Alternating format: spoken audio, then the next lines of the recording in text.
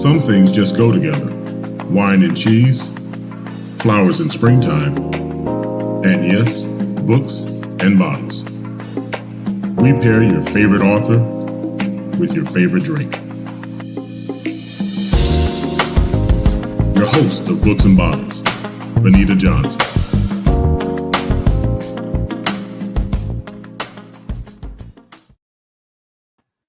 Hello and welcome to Books and Bottles. I'm your host, Benita Johnson, owner of the Vine Wine Club.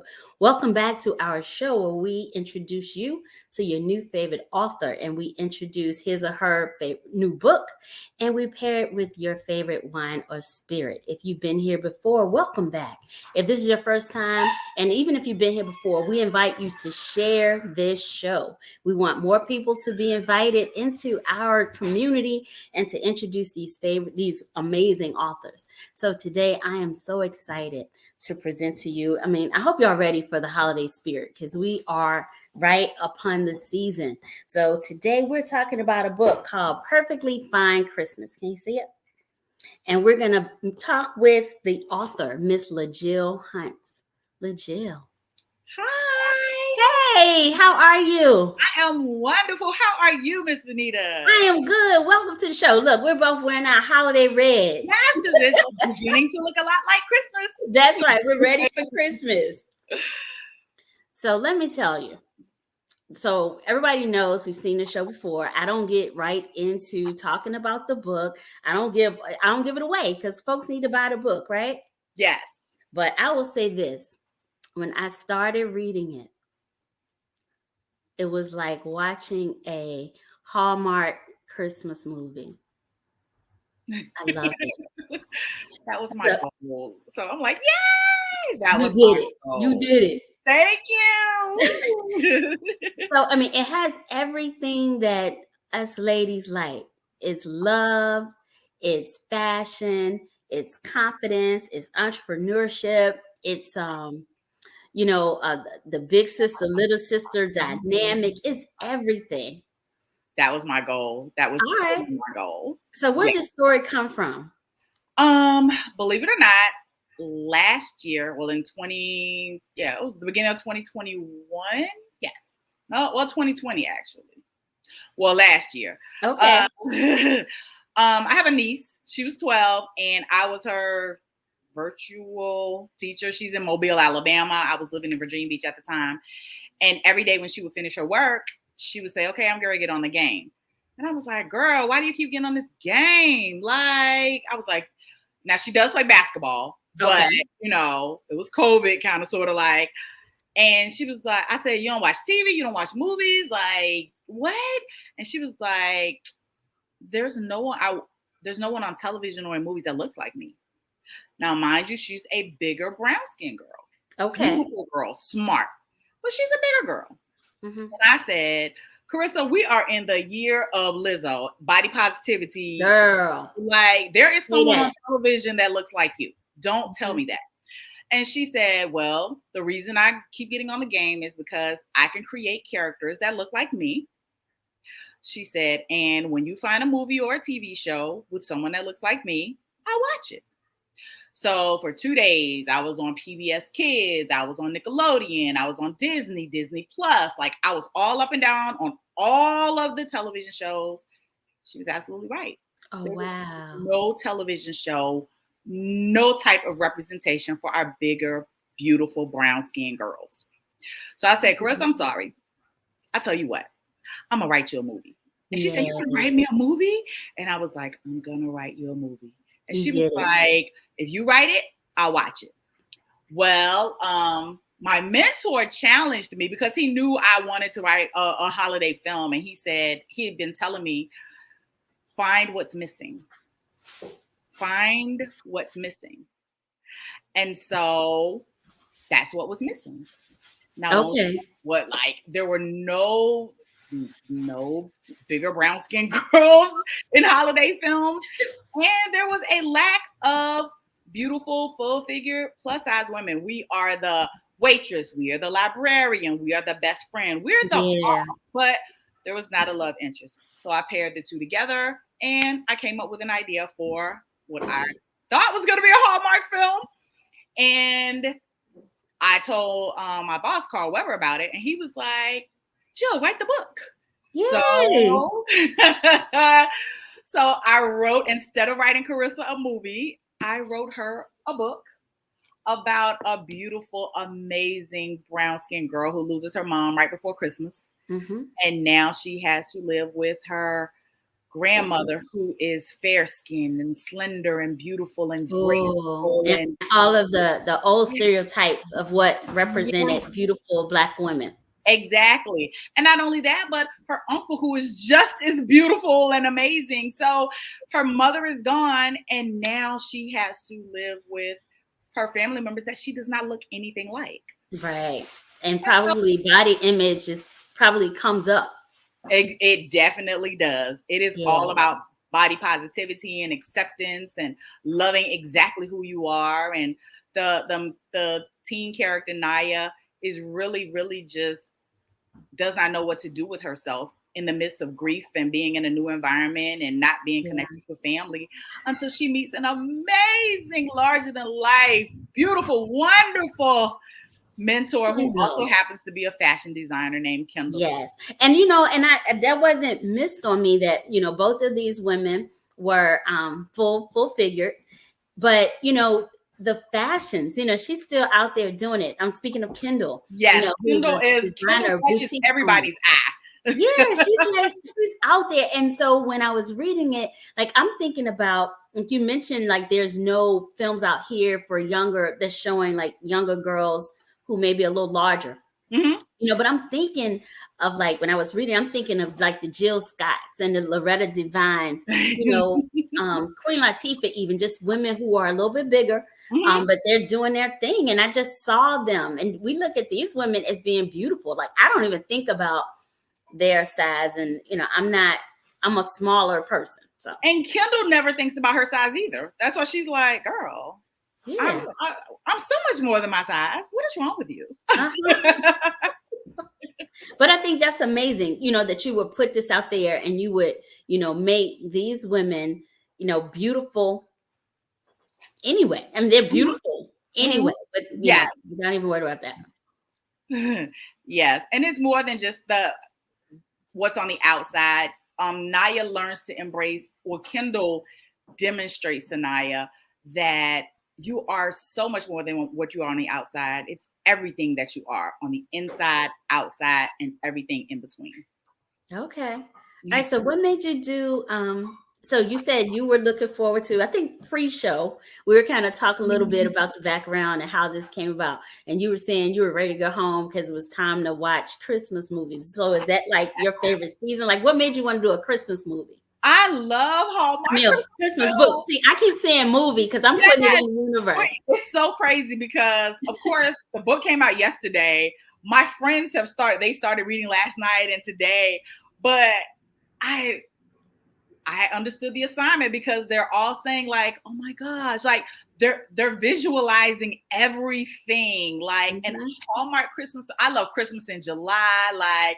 And the crazy thing is I can watch them over and over and over. And I know exactly what's going to happen. I just love them. Yeah. I know. So when I started reading it, like I was reading the prologue, right? And so just right there, it kind of just took you could just see it, okay, I'm a little girl, this little girl. And then you kind of like fade to 20 years later that you're an adult. So I know, so we're going to talk about a little bit, because I know you do some things with media and with television. So when you were writing your book, were you like just thinking about just kind of how the flow of what you call it, like screenplays go? Yes. Because I originally wrote the treatment for it first. So I have everything planned out. I know who I want to play. Like, I knew it was like literally a movie in my head. I knew exactly who I was writing about. It was surreal. Like, I knew exactly who I was writing about.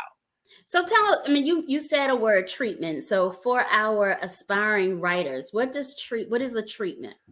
A treatment is pretty much your movie plot from like start to finish, but it's modified. Like, it's like, okay, like Jack and Jill went up the hill, and Jack carries a pail, but the pail has a hole in it, and Jill. So it's just like a basic, brief overview of what it is that you want the film to what takes place in the film. Okay. So it's kind of like just kind of an outline, like, you know. Yes, but All not right. a detailed one. Yeah. All right. It's high level, and you kind of fill in, you know, fill in the gaps. Yes. Writing. Yes. All right. So what's your process? Like, you're busy. How did you have time? What do you do that you got time to write a whole book? This is not a pamphlet. This is a whole book. A whole book. Oh my goodness. Pretty much my boss gave me a deadline, which I missed, unfortunately. But I don't know. I became so obsessed with, but I think because it was a movie in my head and I knew exactly what was going to happen. Like I just had to like sit there and just get it all out. Just get it all out. All right. So where'd you grow up? I grew up in Mobile, Alabama. Ooh. Okay. I think I heard you say something about you were in Virginia Beach. Yes, I resided in Virginia Beach for 28 years. How you get there? Because I'm in Virginia. I'm from Richmond. I made bad choices in college that resulted in me becoming a parent. Girl. Well, the parent is the blessing. But yeah, yes. I know my bad choices. Yeah, so Virginia Beach was home for 28 years, and I'm currently transitioning to Atlanta, which I love. Okay. Yes. Oh, wow. That's Atlanta is a hot spot for the movie industry. It is. Even though we want to see you up in Chicago, but we'll talk about that later. I'm open to it. It's a Christmas film, so of course. Hey, it's cold. You can listen. It's cold in Chicago 10 months out the year. It's probably snow on the ground 9 of those months. You can do a Christmas film there anytime. Exactly. So you introduced at least two signature drinks in your thing. So we are Books and Bottles. So we don't have a mixologist here today. So I went into the lab and I made.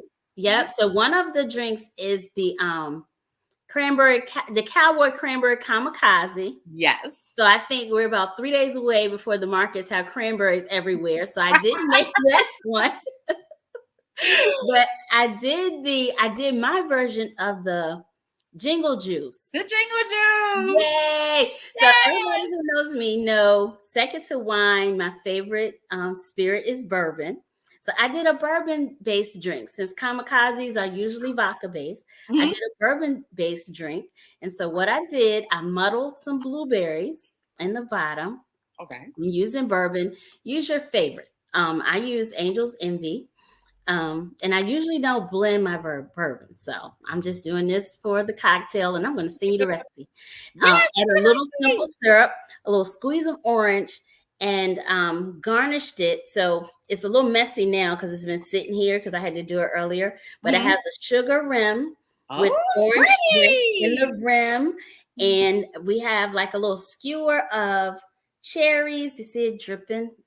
Yes. Like the balls on the Christmas balls. Cherries and black blueberries and an orange slice. And it is delicious.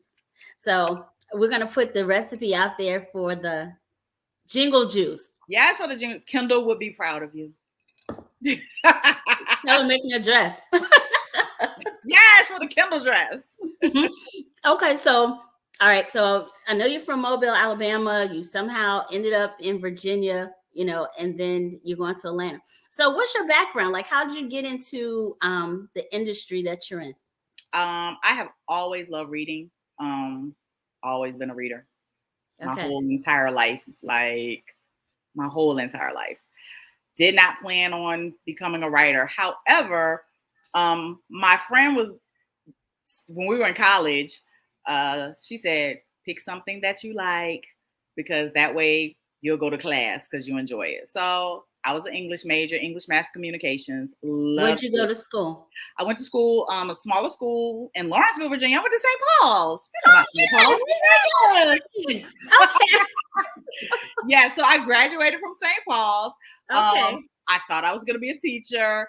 I don't even think I made it a year because I had a third grader throw a desk at me and I realized that was not my calling in life. Girl.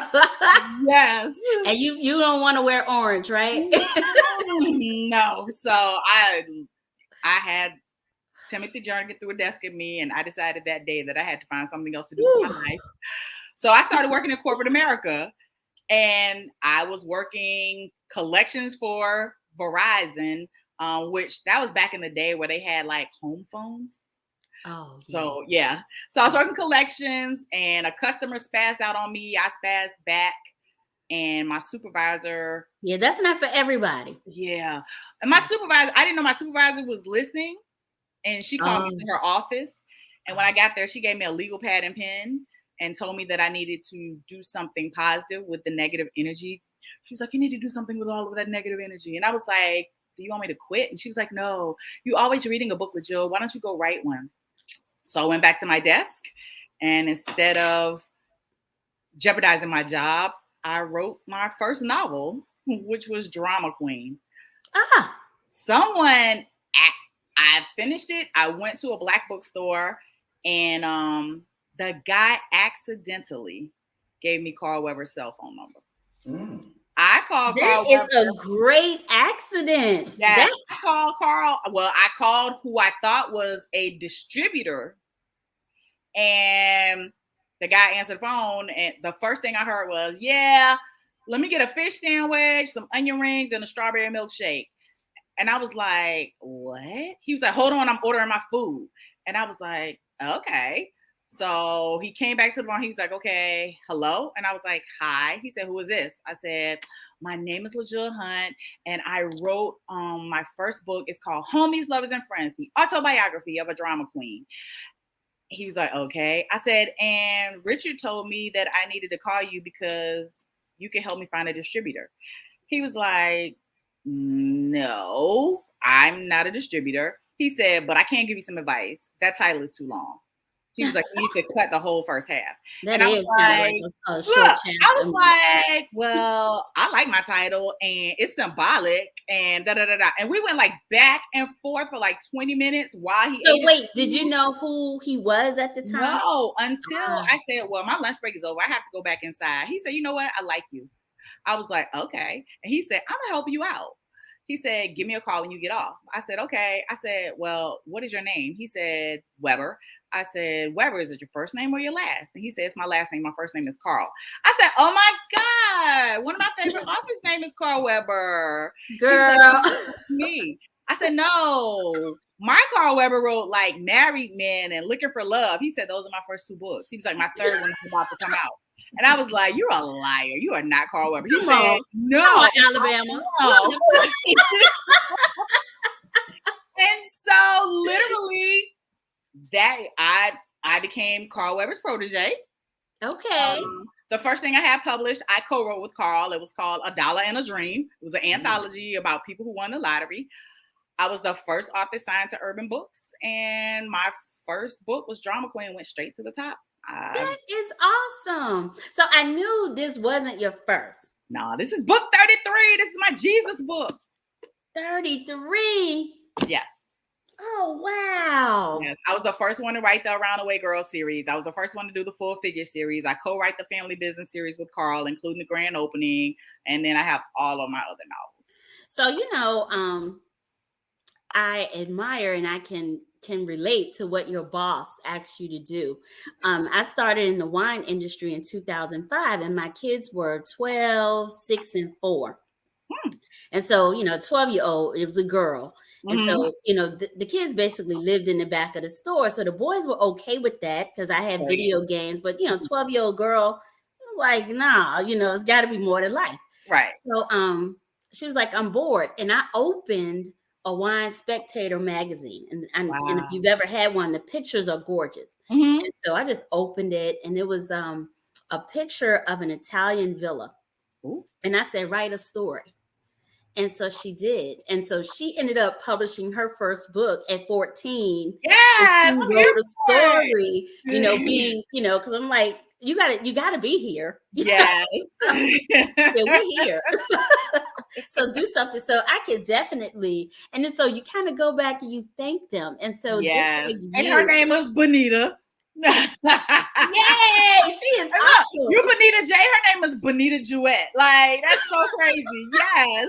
And that is not a common name. You know, I know. it's not a common name. And so so it is, you know, like you get pushed. So I'm gonna make sure I tell my daughter about you because she's also an English and mass comm major Yes. from Virginia State, like right up 85, right? Yes. Yay. So what's next for you other than working on the screenplay for Perfectly Fine Christmas? I know. What is next? Oh gosh, I don't even know. So no, I gotta go back because you mentioned Carl Weber, and so you continue to work with him because his publishing company is the company you publish your book through, right? Mm-hmm. Okay. Yes. So what else do you do? I mean, I know you write and you work on some of the family business set. Yes. Okay. Family Business season 3. It just released last Wednesday. And I've watched the whole thing twice. I'm a huge fan. I got introduced to it in April. And it was reluctance because I was determined that I was not going to spend the whole COVID watching TV because I wasn't a TV. And so a person told me, oh, you got to watch this show. And I was like, I don't even have BET Plus, right? And I am not paying for another subscription. And so I watched it and loved it because it is it's a beautiful show. The people are gorgeous. It is. The fashions, the money, the things that they do. And I think because I watched that and I kind of almost study it, you know, because I really like the people. Because you're in the wine business. Yes. I mean, it's luxury. And so when I read your book, you know, I feel that same energy. I feel beautiful. You make and that was so important to me. Yes, that was important to me while writing this, because I wanted to show like Dina Diablo's fashion boutique. And I also wanted to bring to the forefront the whole debutante, like, oh my gosh, that is class and elegance and just luxury and tradition. And I wanted to bring all of that out. Like, I wanted our young girls, but my regular readers to have an entire experience while they were reading it. Yeah, you have that. I mean, the book just pulls you in. And, you know, even though, you know, I wasn't ready for Christmas, right? Now you're ready. I wasn't ready. You know, I'm the one who goes into Lowe's in September and I'm angry because Christmas decorations are out already. Yes. But your book kind of just pulled us in. Good. You know. Like, good, yes. And we also we have a soundtrack on Apple Music and on Spotify. I was like, y'all can go listen. And I was like, it's a whole experience. And then we got a recipe for the drink. Yes, I'm gonna make sure I'm gonna email that to you as soon as we finish this show, because I want to be a part of the Perfectly Fine Christmas experience. Yes, that was my goal. I wanted to give everybody an experience. I was like, let me tell you, I tell people this book is my gift to 13, 14-year-old LaJill, because I would have loved this. So this it's so important. Yeah, it's so important. And you know, and I don't know, well, considering I know where you went to college, I can kind of guess how old you are, you know, because I know the same experience. But you know, it's really good that, you know, you're doing that and you're kind of showing the young girls, you know, that it ain't all about, you know, everybody doesn't have to be, you know, a size 2 cutter. Like, yes, no, not at all. Like, even I don't want to tell the book, but even Naya's friend, everyone expects her to be a certain way because she's an athlete, but she's the total opposite. Like, No, not at all. Exactly. Yes. Exactly. All right. So how do we get your book? The book is available via my website, www.lajillhunt.com. It's also available on Amazon. You can get the Kindle version. You can get the regular, soft cover version. And it's also available at retailers wherever books are sold. Target, Walmart, Barnes & Nobles, wherever books are sold, that is where you have it. And if you do go to a retailer and it's not there, go to the customer service and ask for it. Ask for it. Exactly. Yes. I always encourage that. Yes. Ask for it. And ask your local libraries as well. Like if you go on the list for your library, because now people just go on the list through their phone, through their library app. If it's not there, reach out to the library and say, hey, you guys need to get this LaJill Hunt book. Well, I got to ask you to make sure it gets on Audible, because a lot of people are like me, and we're in the car and we're traveling a lot, and so we can't really hold the book and read it, but we listen. And because I listen to books in my house a lot, and sometimes it's my only way to get from cover to cover. Right. So I need you to put it on there. Way. And normally what happens, it came out yesterday, so probably not next week, but the following week, it'll be available on Audible. It always comes, it's like 2 weeks or so later. So yes, it'll definitely be on Audible as well. I'll buy it on Audible too. Yay, thank you. I will. So I just want to thank you for being here. I'm so excited for you. I am so grateful that you chose to come on our show on the day right at your book launch. I am so honored. I'm so honored that you guys invited me. I'm so excited. I'm so happy. And now I got a recipe to add. Yes, you do. Yes, you do. Fine Christmas experience. I'm also gonna send you one for the other drink as well. Like I said, I just couldn't buy cranberries because we 3 days away. It was so funny because I was like, I don't know, I don't drink. Like it sounded Christmassy. Yeah, I don't know. It was cool. And so I was like, because I asked, our producer, I'm like, okay, what is this? And so she's like, make it up. I was like, no problem. I love it. Well, I would have been like ginger ale. I don't know. Yeah. My son is a mixologist. So as soon as he got in today, I was like, okay, we got to do this. So we did it. So I'll send it to you. So again, thank you so much. And, great job and good luck on the book. I know it's going to be a tremendous success. Next year, this time, I will be watching it on the big screen. You're going to be at the red. Look, I've already attested and affirmed that the red carpet for the film is going to be an ugly sweater party because I think that is going to be so cool. It's not going to be like dressed up. I got plenty of them, girl. Sweaters. I got plenty of them. And I promise, I'm going to put it out there to the universe. I will sponsor the champagne. So I will be there. I will be there. Thank you, LaJill. Thank you, Bonita. I appreciate it. Okay, well, hang on. Don't log off. Enjoy your jingle juice, girl. I will. So thank you to our viewers for tuning in. If you're an author and you want to be on Books and Bottles, hit us up at info@grose.com. Thank you again for tuning in. Please, please, please share, and we will see you next week on Books and Bottles. Cheers. Camped out at home for COVID? Join us, Indie TV, where you will see the talk shows, movies, drama, action, and comedy. Be the first and see it first. Sign up now for free at Indie TV.